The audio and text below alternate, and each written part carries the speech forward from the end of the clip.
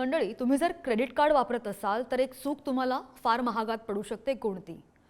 Minimum due भरण्याच्या जाळ्यामध्ये तुम्ही कधीच अडकू नका. कारण की अनेकदा बिल आल्यावर आपल्याला असं वाटतं की फक्त 5% रक्कम भरली की आपलं काम झालं.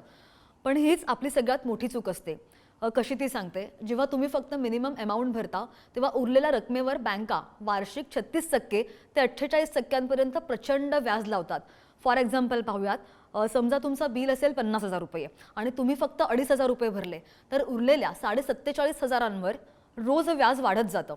इतकंच नाही तर जोपर्यंत तुम्ही पैसे पूर्ण भरत नाही आहात तोपर्यंत तुम्ही केलेल्या पुढच्या प्रत्येक खरेदीवर पहिल्या दिवसापासून व्याज लागायला सुरुवात होते आणि त्यामुळे तुम्ही कर्जाच्या अशा चक्रामध्ये अडकता ज्यामधून बाहेर पडणं अत्यंत कठीण होऊन जातो.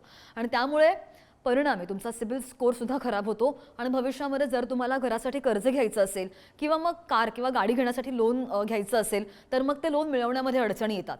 आणि म्हणून नेहमी बिलं वेळेवर भरायचीच असतात. ही माहिती तुमच्या सगळ्या मित्रमैत्रिणींना शेअर करा जे क्रेडिट कार्ड वापरतात.